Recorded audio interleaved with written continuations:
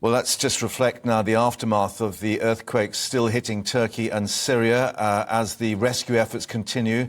The official death toll now rising to more than 11,000, but thousands more still trapped in the collapsed buildings. And, of course, these coming hours vital to try and get to those people. Well, President Erdogan of Turkey has been visiting the quake sites, acknowledging, indeed, the problems with the response to the earthquake.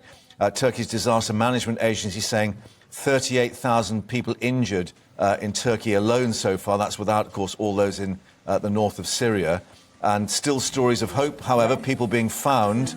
This video, a little girl being rescued in Turkey, and they managed to extricate her from the concrete and the steel and so on of these collapsed buildings.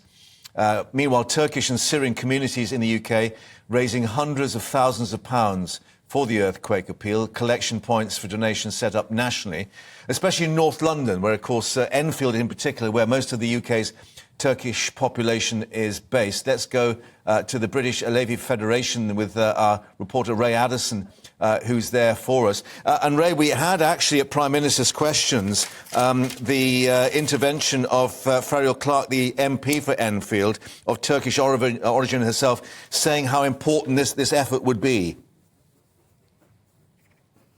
Yeah, absolutely, Mark. The Turkish community here in London is really swinging into action. You mentioned the British Alevi Federation. That's where I am now. They've got 8 outlets all around the United Kingdom, and we're seeing very similar response to this disaster in Turkey and Syria. They're collecting as much aid as they can and shipping it over to where it's needed the most. I'm joined now by Israfil Erbil. He's the former chair of the British Alevi Federation.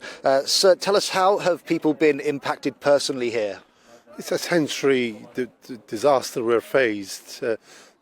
We all have family members, relatives, neighbours and people we know affected in Turkey. So people in UK, they're all affected directly.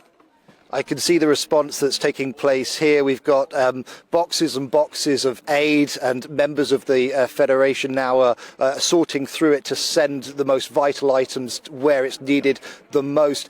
Also, members are travelling over to Turkey tonight. We have 5 members travelling out tonight. They are taking as much aid they can with them. But here we are collecting blankets and some very vital items.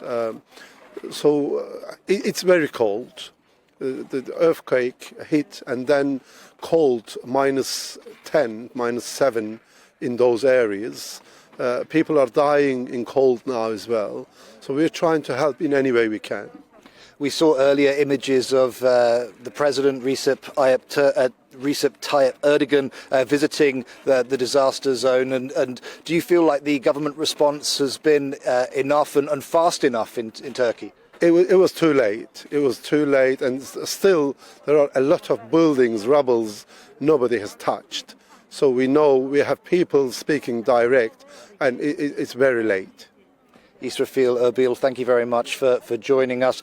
The group here, the Federation, asking for essential donations. They're looking for things like hot water flasks, hygiene products as well, flashlights, power banks, heat packs and sleeping bags, and you can bring them here to the Alevi Cultural Centre in Enfield. Yeah, and Ray, an interesting point you touched on. Clearly they need things that can be useful, rather than people just bringing stuff without checking with them first. So I guess there is a list of those absolutely important items they need.